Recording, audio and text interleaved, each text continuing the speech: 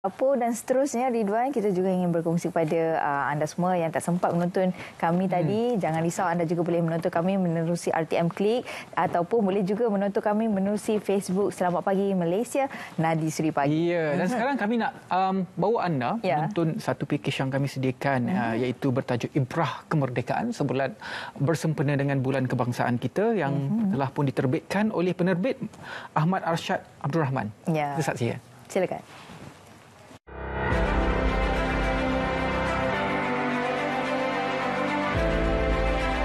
Lepas tengok cerita Mat Kilau apa semua yang ditayangkan before ni dekat Pawagam, kita dapat rasakan diorang punya semangat patriotik yang nak membebaskan negara daripada jajahan sebelum ni British, dan kita banyak dijajah kan.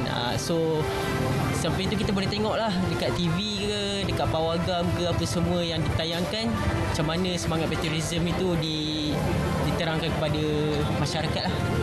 Baik untuk terapkan lah, sebab dulu diorang dah perjuangkan negara kita dengan titisan darah air mata diorang semua. So rasanya diorang terapkan lebih bagus lah untuk diorang masa depan, supaya zaman-zaman nanti lepas tu diorang dapat kenal negara Malaysia dengan sedaranya juga. Merdeka! 65 tahun kemerdekaan, banyak ibrah dan pengajaran yang ditinggalkan generasi lama sebagai panduan. Pengisian sejarah perjuangan dan semangat kenegaraan sering mengiringi sambutan. Hayati erti kemerdekaan, generasi muda malah bakal menjadi pemimpin masa hadapan perlu menerapkan rasa cintakan negara.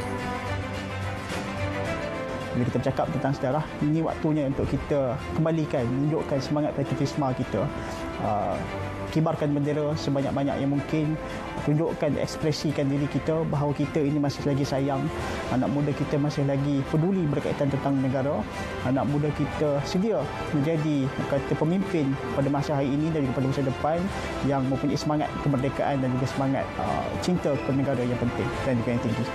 Kita sebagai anak muda mesti turun ke lapangan menjadi orang yang menyatu padukan masyarakat kita.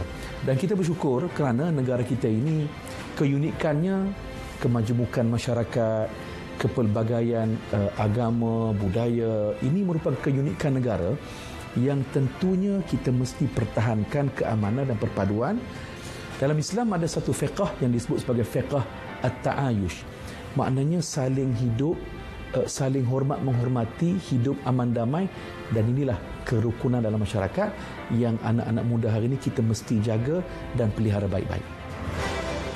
Kemerdekaan sebenar adalah kemerdekaan jiwa dan minda yang dipupuk menerusi pembinaan jati diri yang dibentuk melalui agama, akhlak, pendidikan dan bahasa. Sememangnya generasi muda mempunyai amanah yang cukup besar dalam memupuk penghayatan erti kemerdekaan sebenar kepada masyarakat. Walaupun menerima pelbagai pendedahan dari segi pemikiran dan juga budaya, justru semua pihak hendaklah membina dan menggerakkan semula kesedaran kepentingan memahami sejarah itu sendiri dengan memperhebatkan semula budaya ilmu dalam kelompok masyarakat, menghidupkan ruh perjuangan sekaligus menggilap semula semangat anak muda untuk cintakan negara. Ashraf Abdul Rahman, RTM.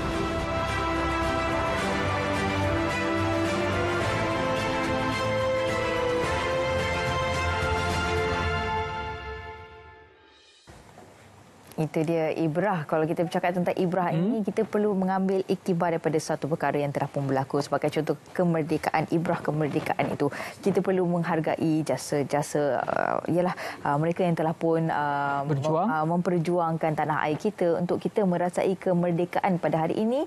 Jadi dengan perkara itu, apa yang boleh kita lakukan? Apa iktibar yang boleh kita ambil daripada kalau kita kata mudahnya adalah pengajaran lah, pengajaran daripada kisah-kisah itu, supaya kita dapat memperkasakan perkara itu dalam kehidupan seharian kita, dan juga untuk kita dengan penuh bangganya berkongsi kepada anak-anak kita kan.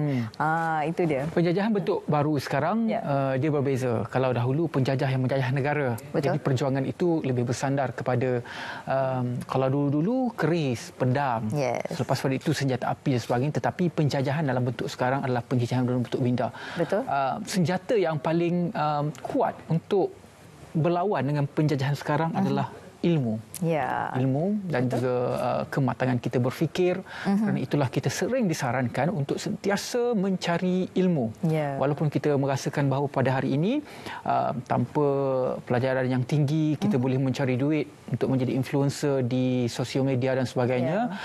Tetapi kita harus juga berfikir, adakah apa yang kita lakukan pada ketika ini, keputusan yang kita lakukan untuk tidak, contohnya berhenti belajar ataupun tidak menyambung pelajaran itu, mampu untuk membawa diri kita 10 tahun akan datang, 20 tahun akan datang dalam keadaan yang sama. Ya, saya setuju dengan apa yang kata Ridwan sampaikan ni. Sekarang ni kita lihat anak muda ramai yang memilih jalan yang mudah untuk mendapatkan duit dengan sebagai contoh dengan media sosial dan sebagainya. Ya, itu satu peluang yang baik. Tapi tak ada masalah. Tak salah. Betul. Tidak salah. Tapi perlunya ada ilmu yang tinggi untuk kita bawa, untuk kita mempertahankan negara kita, bukan saja diri kita sendiri, malah negara kita.